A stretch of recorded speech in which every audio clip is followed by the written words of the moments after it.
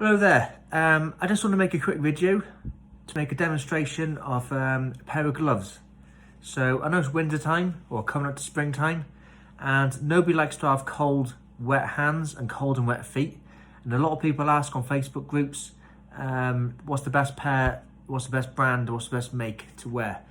A lot of people say you can't get dry and warm feet at the same time because if you have dry feet they normally sweat. And then if you get wet feet, they get cold.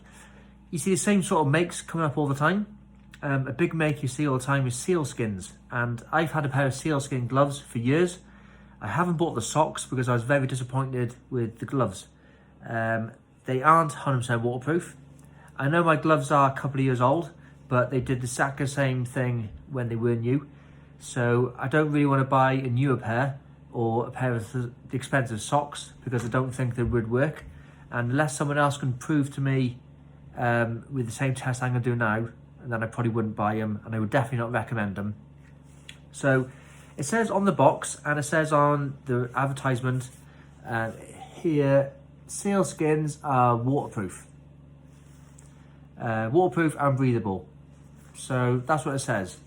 So if they're waterproof, that means then that it says on the packaging 100% waterproof, no water can get in, and breathable means that air and water can get out, like a Gore-Tex, one way in, not out.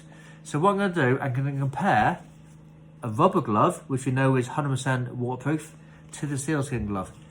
So if you turn the glove inside out, like this, inside out, you should be able to put water in the glove and it should fill up like a balloon and it'll hold that water, and 100% waterproof means no water will come out.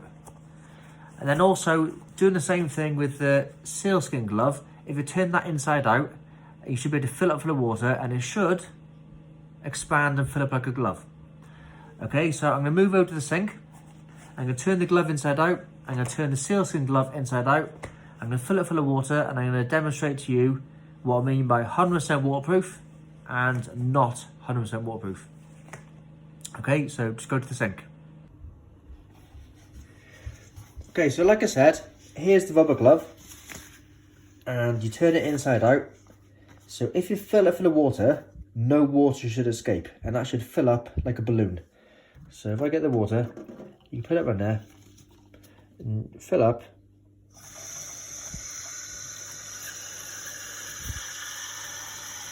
Just a normal cheap rubber glove, not a special glove.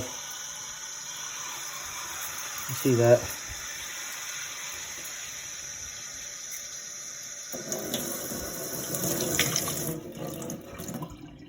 That's the rubber glove, full of water. It's dripping a little bit because I've spilt it. But you see there, that's full. Okay. A little bit of dribbling at the bottom. Okay, that's the demonstration. The rubber glove is 100% waterproof. Okay, so now I just drop it there.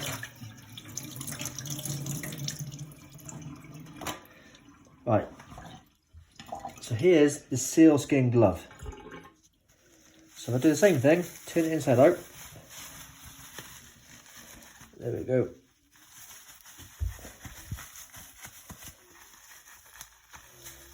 Now, I know these are a bit old, and I know they have been washed, so maybe some of the properties have been damaged, but they were like this when they're brand new as well. So there it is, it says in there, waterproof, sealskin.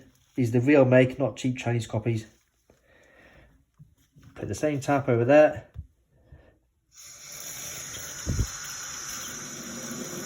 Look at that. That's like a sieve. No water at all.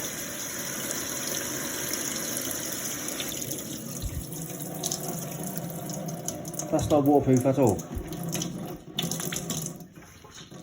That's on the inside. Do it again.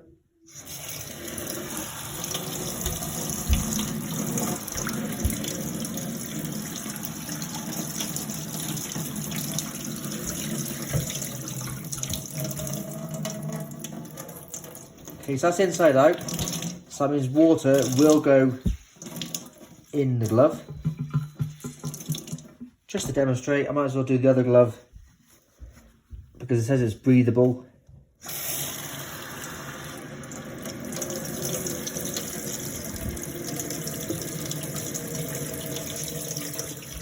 Exactly the same.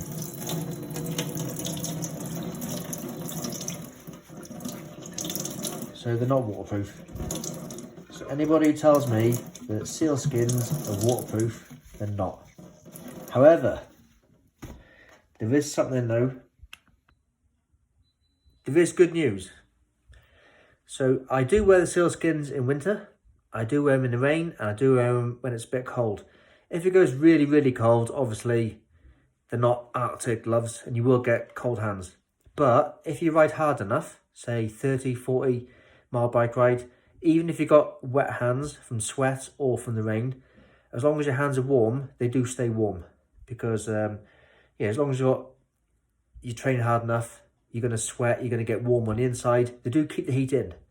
So you will have wet hands, but there will be warm hands. Like a wetsuit when you're surfing or diving. They'll be wet, but they'll be warm. So it's not too bad. Like if you had normal wool gloves, they'd be wet and freezing. They're sort of like a bit windproof. I wouldn't say you don't feel a lot of wind on them. So you can go like on a 5-degree bike ride in the rain, in the wind, and your hands they'll be all right. They're thin enough to be able to use the gears, be able to use the brakes. You can still press the Garmin on and off buttons. You can still control your watch. The ones I've got haven't got the little rubber grippers on them, and they haven't got like a touchscreen mobile phone finger on it, so you can't use your phone with it. But you can do zips, you can do buttons, you can do general little bike jobs like reaching for an energy gel or open up a Mars bar with your teeth like that. So you can still move your fingers. They're not massive big mittens which you can't do anything. They're still comfortable to ride. I just wear them. I don't wear like cycling gloves underneath. So they're quite comfortable on the palm of the hand. You can still change the gears. You can still press the brakes all right. They're pretty good. The only thing is though, it says they're 100% waterproof, but they're not. So I don't want to cause an argument with people saying, yeah, mine are. I just done the video to show you they aren't.